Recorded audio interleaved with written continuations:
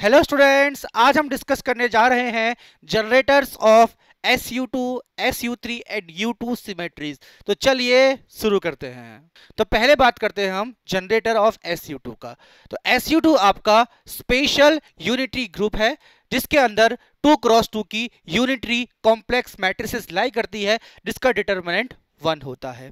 SU2 के जो generators होते हैं उसे हम पॉलीस्पिन मैट्रिसेस से रिप्रेजेंट करते हैं। हमारे पास 3 पॉलीस्पिन मैट्रिसेस होती है, sigma x, sigma y and sigma z, जिसको हम डिटेल में क्वांटम मैकेनिक्स के लेक्चर में डिस्कस कर चुके हैं। इसका लिंक मैं आई बटन पे आपको दे दूंगा। Sigma x, sigma y, sigma z जो आपके कंपोनेंट है पॉलीस्पिन मैट्रिक्स के, बेसिकली ये एंगुलर मोमेंटम के एक्स वाई जेड कंपोनेंट को रिप्रेजेंट करते हैं। और ये सारे के सारे मैट्रिसेस यानी कि जो पॉलीस्पिन मैट्रिसेस हैं, sigma x, sigma y, sigma z, तीनों ही हर्मिशियन मैट्रिसेस होती हैं और ये एक कम्यूटेटर रिलेशन को सेटिस्फाई करते हैं। उस कम्यूटेटर रिलेशन की वैल्यू है sigma i sigma j equals to 2i epsilon i j k sigma के, जहां ई आई जे को हम बोलते हैं लेवी सिविटा सिंबल। तो एप्सिलॉन आई जे के की जो वैल्यू है वो दो वैल्यू होती है। एप्सिलॉन आई जे के की आपके पास हमेशा 2 वैल्यूज होती है, एक होती है +1, एक होती है -1 एंड एक होती है 0। +1 ये वैल्यू तब होती है जब आई जे के जो है आपका वो साइक्लिक ऑर्डर में हो, साइक्लिक ऑर्डर में हो। -1 तब होती है जब आई जे के एंटी साइक्लिक ऑर्डर में हो और अदरवाइज 0 रहती है। ना ही साइक्लिक ऑर्डर में हो ना ही एंटी साइक्लिक ऑर्डर में हो तो इसकी वैल्यू 0 आती है। फॉर एग्जाम्पल के बात मैं करता हूं, आई जे को मैं ऐसा ले लेता हूं एक्स वाई जेड करके, एक्स वाई जेड, और ये मेरा एक साइक्लिक ऑर्डर है, एक्स के बाद वाई, वाई के बाद जेड, जेड के बाद अगेन एक्स।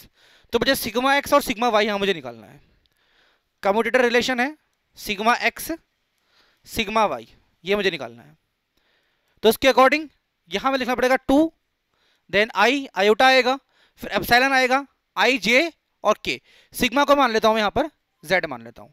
तो ये आई है, ये जे है, ये के है। उस अकॉर्डिंग जो हमारा यहां एप्सिलॉन बनेगा आई जे के, यानी कि एक्स वाई एंड जेड। तो x y z cyclic order में आ गए। तो साइक्लिक ऑर्डर में होने की वजह से इसकी वैल्यू क्या हो गई, 1 आ गई। तो इस कम्यूटेटर रिलेशन की वैल्यू आ गई 2 iota sigma Z. Similar way में अगर ये एंटी साइक्लिक ऑर्डर में हो यानी कि एप्सिलॉन जेड वाई एक्स हो, जेड वाई एक्स, तो उसकी वैल्यू जाती है -1। यहां मेरा जेड होता, यहां मेरा वाई होता और यहां मेरा एक्स होता।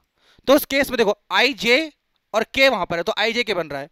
तो आई जे और के यहां पर है, तो आई है जेड, जे है वाई और एक्स है के। फिर ये एंटी साइक्लिक ऑर्डर में आ गया जेड वाई एक्स, तो उसकी वैल्यू -1 हम यहाँ रख देते। तो उस केस में फिर यहाँ पर नेगेटिव साइन आ जाता। तो मतलब एक्स वाई जेड अगर है यदि साइक्लिक ऑर्डर में है तो वैल्यू +1 और एंटी साइक्लिक में -1। ऐसे मैं यहाँ पर शुरू कर सकता हूँ जेड एक्स एंड वाई, यानी कि एप्सिलॉन जेड एक्स वाई, इसकी वैल्यू भी +1 रहेगी। इसको मैं रिवर्स कर दूं यानी कि वाई एक्स जेड, तो इसकी वैल्यू -1 हो जाएगी।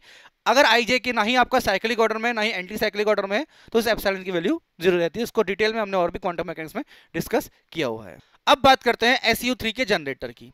तो SU3 क्या है, स्पेशल यूनिटरी ग्रुप है जिसमें हम कॉम्प्लेक्स यूनिटरी मैट्रिसेस यूज करते हैं 3x3 की, जिनका डिटरमिनेंट 1 होता है।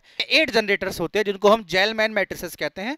हमारे पास 8 जेलमैन मैट्रिसेस हैं, λ1, λ2, λ3, λ4, λ5, λ6, λ7 एंड λ8, जिनकी वैल्यूज आपको याद करनी पड़ेगी। ये सभी क्या हैं, आपके SU3 ग्रुप के जनरेटर्स हैं और ये भी एक कम्यूटेटर रिलेशन को सेटिस्फाइड करते हैं। वो कम्यूटेटर रिलेशन आपके पास है λa λb equals to 2i f a b c। अगर मैं इसको यहाँ पे 1 and 2 कर दूं तो λ1 λ2 इक्वल्स टू, यहां आ जाएगा 2i f को ऐसे छोड़ देते हैं फिलहाल, और मानो लैम्डा यहां बन रहा है मेरा 3, यहां 1 है, यहां 2 है, यहां 3 है, इस तरह से।